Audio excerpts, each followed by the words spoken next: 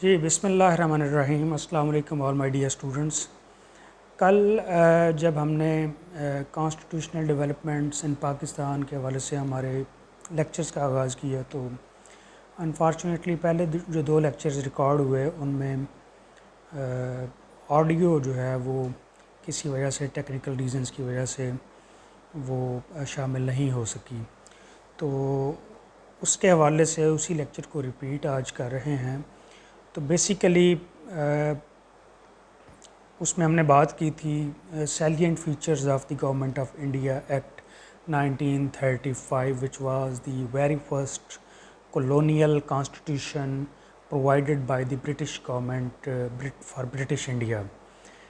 This was a very comprehensive, the very first very comprehensive constitution of India, colonial constitution, which got 321 sections and 2 schedules. The important features and the salient features of this constitution were as follows. Number one, this constitution provided for the construction of a federation. So the government of India would be a federation where there would be a central government along with the provincial governments. The state of India has been divided into different dominions, provinces and states, and the provincial governments were established in the states and provinces, and above all of them a central government, a federal government was established. So this was a unitary federation. I mean to say a federation where all the units they are combined. They don't have a separate entity, separate identity, like in the case of some other states. Instead, this was a unitary federation where the major role was being played by the federation, by the center, along with some subsidiary powers and jurisdictions awarded to the provinces in this regard.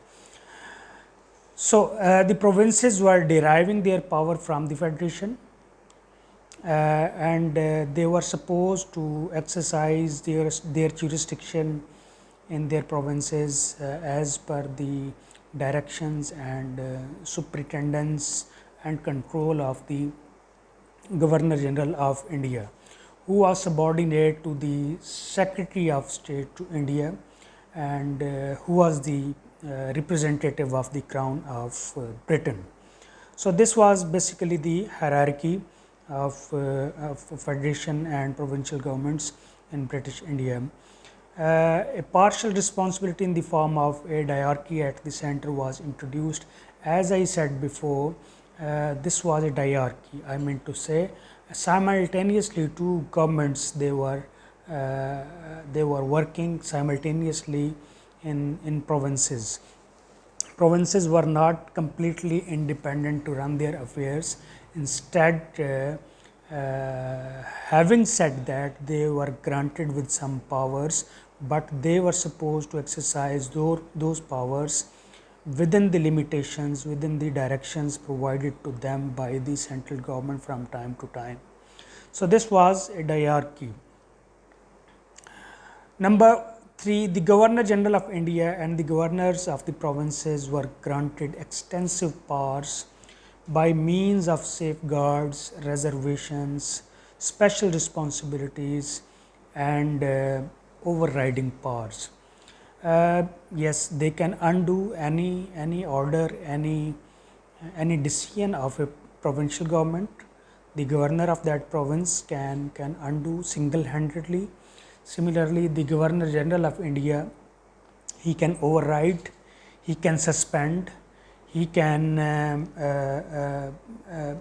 exercising his reservatory and special responsibilities related powers, he can suspend any order of the provincial government, and he can direct them to act accordingly. So this was, I think, one of the better of this constitution, that instead of honoring the common will of the people in the form of public representatives. A few people's decisions were overriding the things, and on the face of it, it was a democracy, but as a matter of fact, this wasn't the actual case. Next है जी the new institutions like the Federal Court, Railway Authority, Federal Railway Authority, the Reserve Bank, the Bank of India, similarly the Public Service Commission of India. These institutions, for the very first time, they were constituted under this constitution. This constitution is innovative in this regard, that it is providing for the establishment of Federal Railway Authority, as well as the Public Service Commission of India, and the Central Bank and the Federal Court for the very first time. Next है जी, the Burma was separated from India.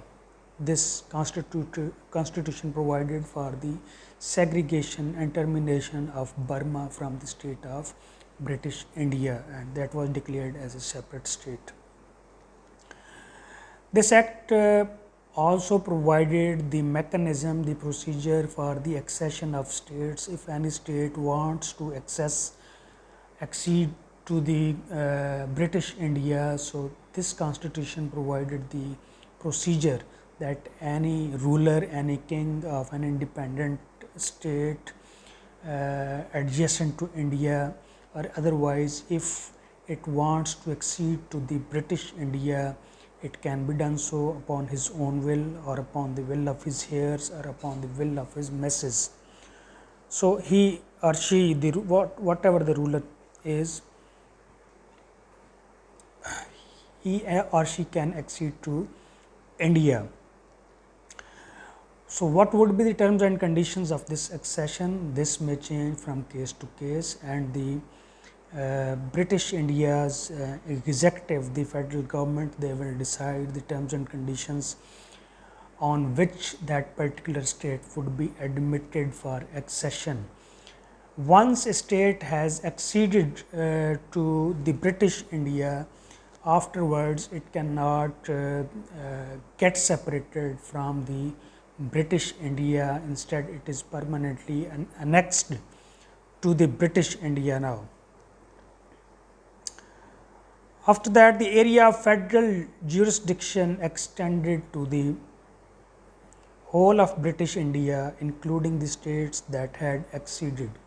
Before that, maybe the territorial jurisdiction of the Government of India Act 1919 was a bit limited as compared to the Government of India Act 1935, as it extended to more parts of the country, to even to the states which has acceded to India in past few decades.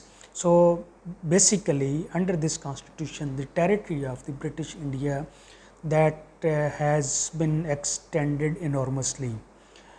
After that, another feature of this constitution was that it provided for the threefold division of functions, and the subjects were divided into the three lists as far as the legislation is concerned. So legislation was divided into three different lists. One list was provided where the federal government, the central government can legislate the laws, amend the laws, or bring the previous laws in conformity with the changing circumstances of the country. This list included the main aspects of the governance and the main areas, for example, foreign policy, defense, finance, and the raising of military, army, naval forces, interior matters, the law and order situation, law as well, and legislation. In the same way, another list was provided which was describing the provincial subjects on which the provincial governments were at liberty to make laws. It included health, education, and irrigation, agriculture, and the matters like these which are of less importance as compared to those which were discussed in the federal list.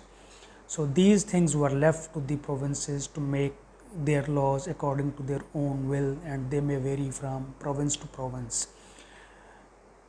A third list was also provided in this regard, which was named as concurrent list.